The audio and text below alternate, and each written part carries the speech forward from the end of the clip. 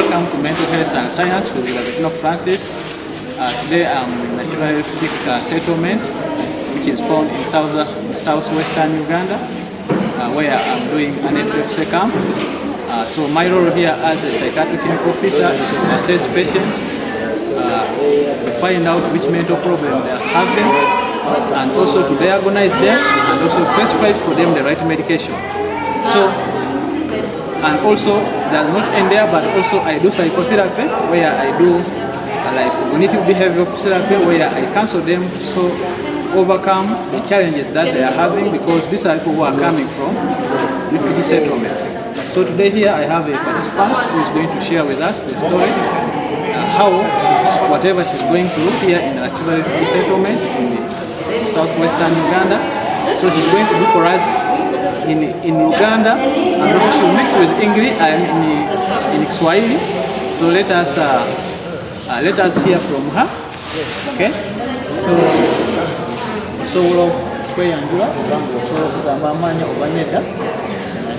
kwa majina naitwa Maombi Julienne, niko mrefugee na Chivalry camp. Okay. So like abantu abali wawera, like how is it, what does tegeza to kubera camp oba wera anti okubera refugee wabanga si waffe twatulina gye twava naye nga si tuve mu Bulungi nga ntalo ezatujjayo, kubanga abasinga bafa ne babatta kati nga ffe abali eno tubeera eno, abasinga tebalina bazadde tuli bamulekwa, abalala tubeera eno nga tetulina kye tulina kubanga ebyaffe twabireka eri byonna. Kati kugamba ebintu tuvayo nga si birungi, yensonga lwaki tuyitibwa abarefugee, kubanga eggwanga si lyaffe. So kati nga omuntu alina Chivalry refugee, obuzibu ki bw'oyitamu na Chivalry nga mulwadde? Kati obuzibu bwe tuyitamu baffe abalwadde lwakuba tufuna eddagala, olwolumu ne tulifuna oluusi tusanga teririiwo, nebagamba agenda wegulira ate ng'oluusi tojja kufuna ssente. Ekirala olimira nga tolina mmere yakulya ate neyekuyisa bubi nnyo, so n'olaba nga ate ffe tulina abaana bakusomesa, kwambala buli kimu, nosanga nga tetujja malako.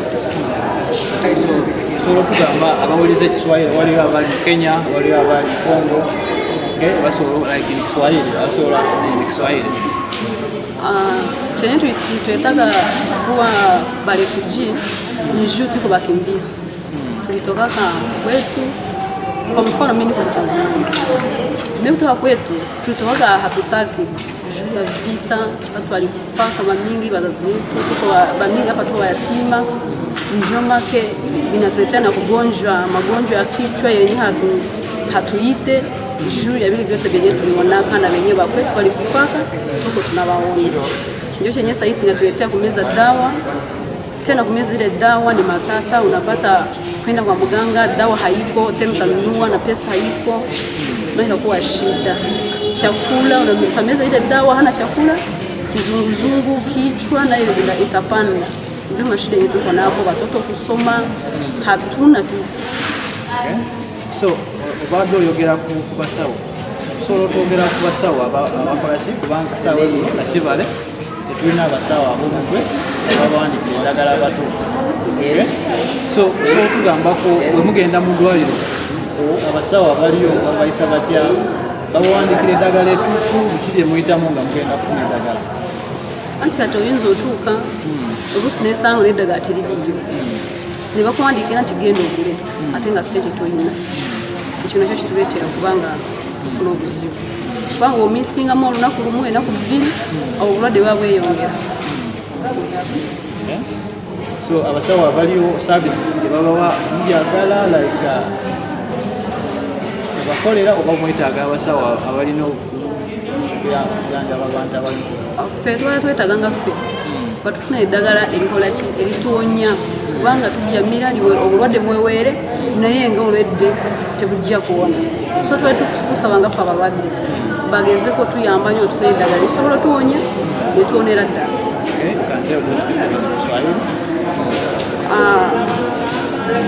badokta wetu tunakutaka hospitali, tunafika kayo wanakuandikia dawa, hana madawa, watakusema ukaenda kununua, hauna pesa, hauna kila kitu. Ukamaliza siku 3 au 4 umeza ile dawa, kichwa tena inapanda, kizunguzungu na njala, make inakuwa mashida. Kwa tunaomba baganga wakutunze. Basi tunapatia dawa ya kupunguza. Tena kaimeza hana chakula, nayo ni shida. Okay. So wetuveranga tulina mutasobola okuyamba etuyita dona, okay? Oba government n'abantu abalala basobola okuyamba, okay? Tugabu omulwadde, okay? Oyogera ne ku behalf of other patients nakibali oyagala batuyambe kyoyetaaga bakuyambe abali wabwera abaana basobola anti baba basobola ekisooka tetwandisoose okutujanjaba ne tuwona bwe tumala okuwona ne batuyambako kubanga tetusobola okufuna eddagala eryo tulimire nga tetulina mmere ekirala baana baffe okusoma kubanga sire bwanga ndi mulwadde ate ngende muba national okulima nga sirinaki nga sirina maanyi kanga bwomira lino eddagala weebako otulo tosobola kola ki oba tosobola kukola ogambye okubajanjaba ayinza okuba nga ayagala okuwa obuyambi naye nga si musawo amagezi niwomuwa nga ayinza okuba nga weerowisya kati oyo abadde ayagala tujanjaba nga si musawo ekisookera ddala mu butuufu baana baffe kubanga sijja lwala nti fune sente ezinasomesa abaana kubanga nga nze sina mwami nina abaana bokataka bwe yafa bamuta era n'obulwadde bwe businziridde okola ki okujja kubanga nali siri mulwadde naye kyembadde nsaba omuntu oyo yasapoota asobola okusapootinga netufuna abaana masomero ne basoma netufuna kyakulya awo kiba kitukolera. Okay, so what he's saying that for those who don't hear Uganda is saying that she needs someone who can support them, their children to study, someone who can support them with medicines, like if there are those who can treat them, okay, support them with medicine, also clothing, because now she has lost her relatives. That's why she developed this mental problem. Okay, so you can tell those people who are in Swahili, maybe like if someone is out waba aliyeyo nga yagala kuyambe ngabwe n'abantu abalala kyo yagala atukolere settlement kubanga America yakomna supportinga bitongole bingi chenji kwa naomba mtu anataka kusapoti tulikuwa tunalomba kwanza watoto kusoma chakula zote, hata meza hii dawa hatuna chakula kuimeza, na utamkuta mjia na kufia mjini juu ya njala na ile dawa. Chingine batusaidie sana kama binawezekana. Bamingi hawana nguvu za kuvala watoto, na ukuta mjia wanazerera hawana kitu juu ya magonjwa kichwa toroma. Watu kwa tunaomba mtu mwenye anaweza atusaidie sana wale watoto wetu wasome. Okay, so which advice can you give someone who has like collaborative solo kwa mtu alina ziwa obulwadde bw'omutwe? Okumulabira. Yeah, like advice, yeah. Nga counseling. Yeah, ngali mu kama anti kyembadde nsaba omuntu yenna omulwadde w'omutwe alina okumiikiriza bwabafunye eddagala n'alimira kubanga bwe bulamu bwaffe. Kyembadde mukubiriza n'okutanywa emyenge kubanga nawe bw'onywa omwenge ate biba tebigasa toloma ekola ki erinyirawo.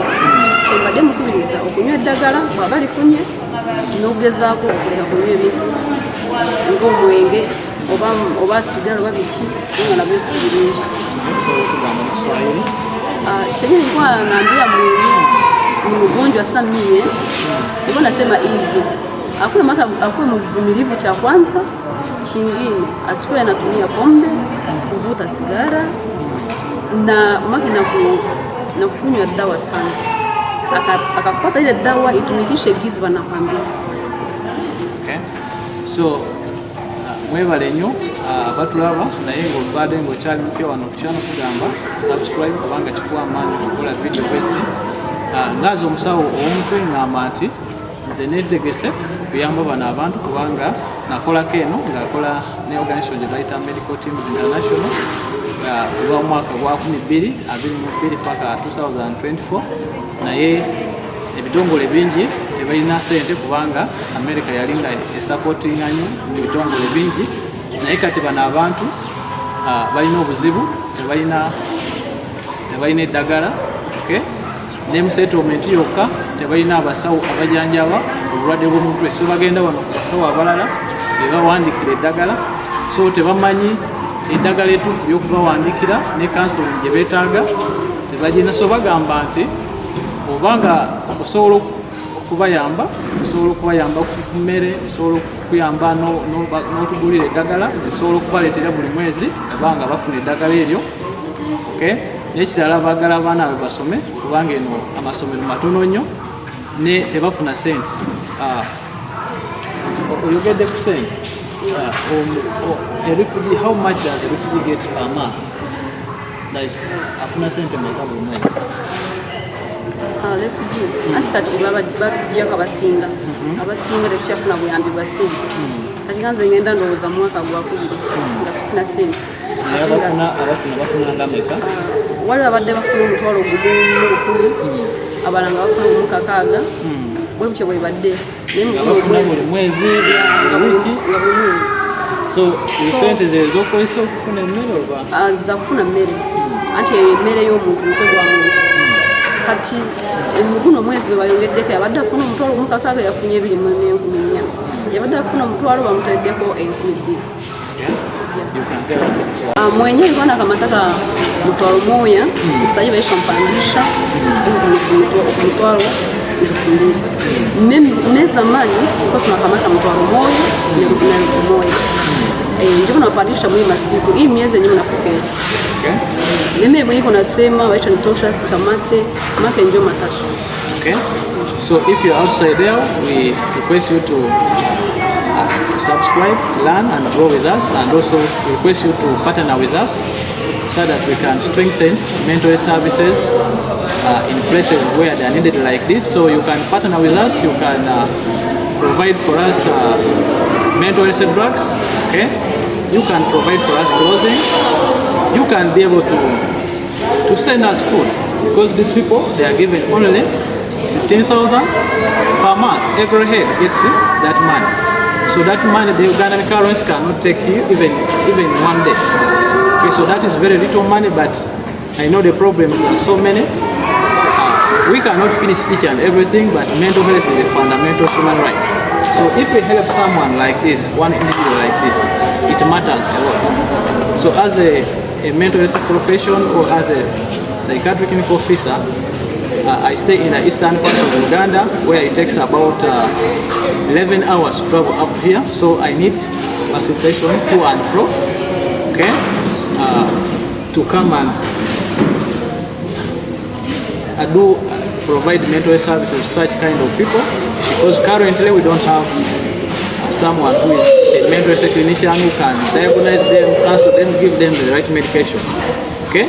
But your support outside there can do great work in these people's lives, because in the normal population, the prevalence of mental illness that 1 in 8 people have a mental health issue. But this is so much, the prevalence so high in people who are coming from war zone regions, like the refugees who are here in Nachibale refugee settlement. So your support matters a lot. And if you are still new to the channel, I request you to subscribe and also share with other people. Thank you so much.